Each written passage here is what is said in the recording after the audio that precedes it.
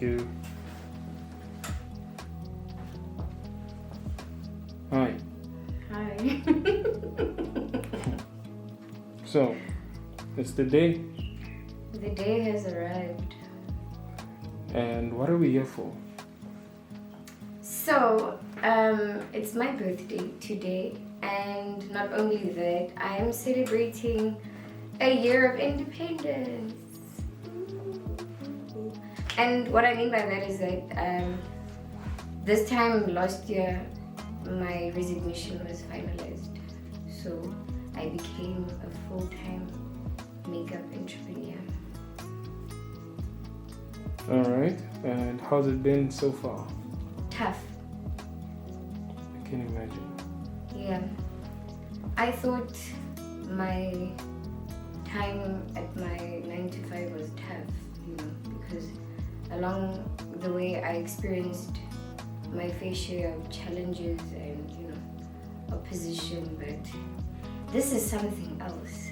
And no one was ever able to prepare me for it because my family doesn't have any entrepreneurs, My grandmother raised me and she's an academic at heart, and I went the academic route, but here I am, an entrepreneur now.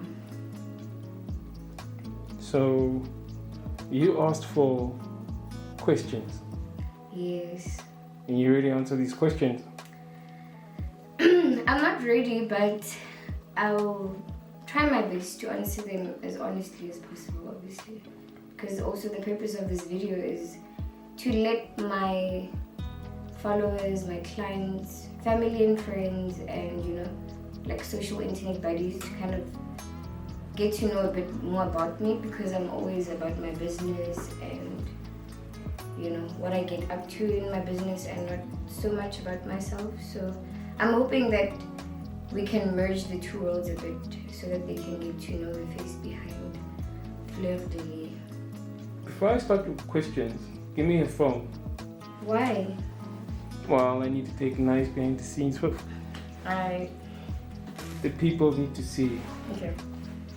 They need to see this doesn't look simple. They think it looks... They probably think on camera now it's... Honestly, if I had it my way, I would always be behind the scenes, Like I was telling you earlier, I prefer being the artist and seeing my work on, a model, and enjoying the moment of seeing what my hands created. And obviously now that I've integrated photography with my business, I have excellent photographers that are now capturing what I create, So if I had it my way, I'd always be behind the scenes, but it's also important, for people to see the person behind the makeup brush. Yeah. Alright, so I have a bunch of questions from people that I will not name. Yeah, let's keep it like that. I'm gonna start with the first 5 from this person. Okay. And question 1 says, we know Fleur de Lis as a brand. Who is the owner? As a 28-year-old now, what would you say?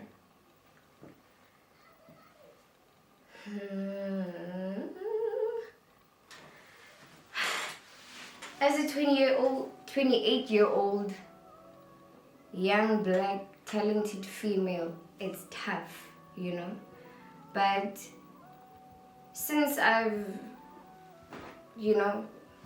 ventured into this business thing and really embraced the artist and the person and the woman that I want to become, I'm really enjoying, the challenges that I'm hit with, and I'm just embracing every moment, honestly. I'm taking it one day at a time, one experience at a time, and I'm learning. I'm very much a student of life, and I'm just open to learning. I'm a student. I don't act like I know everything, and if I take my L's and take my beatings, I'll do that. And we move.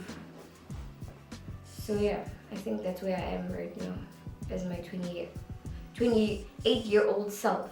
I've never been this age. I've never been this person ever. So no one can really tell me how to go about it, you know. Maybe they can guide and give some sort of tips or whatever, but no one can tell me how to be the person that I am now, because I've never been this version of myself. So just embracing change. You don't believe in reincarnation. Maybe you've tried this before and this is your second chance, third, fourth, 50th, 28th. That's quite a broad topic, you know. But how I feel about my vibe or what's happening with me right now is that I'm exactly where I'm supposed to be in this very moment. So yeah, no mistakes. So the second question from this person, from the previous question, says, what are some of the lessons you learned along the way as your business grew? Okay, so one of the key lessons that I would like to share, because I mean there's so much that I'm learning each day about myself and how to be a good business person.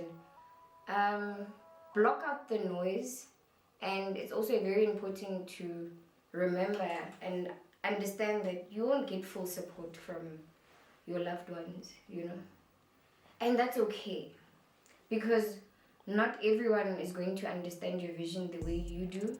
And a lot of the time, because your plan and goal and dream is so huge and ridiculous, and you will sound delusional and crazy to most people.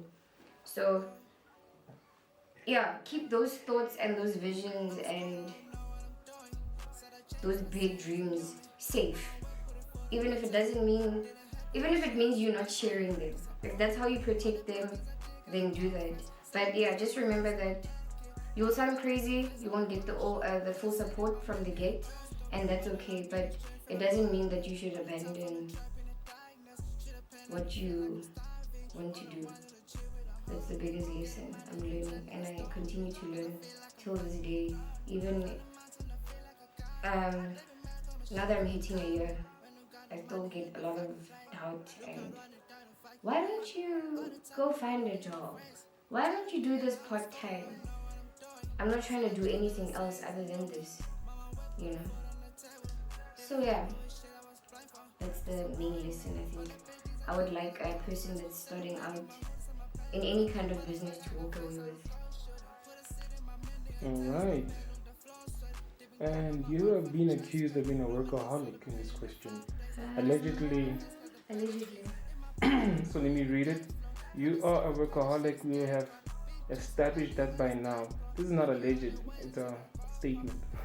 Not allegedly. So what do you do for fun when you're not working? You know, first and foremost, people must understand that this is not work for me. It's the action of it is working, but I don't feel like I'm working. I'm having so much fun. I'm creating. Like it's like umpile a coloring book or umpile a blank canvas, and you're like, here are your crayons, draw. You know, I'm having the time of my life. So my work is my fun.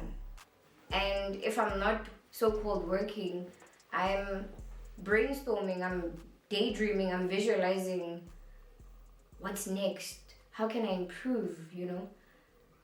How can I elevate the look that I did the other day? So my work is my fun, you know, to keep it simple.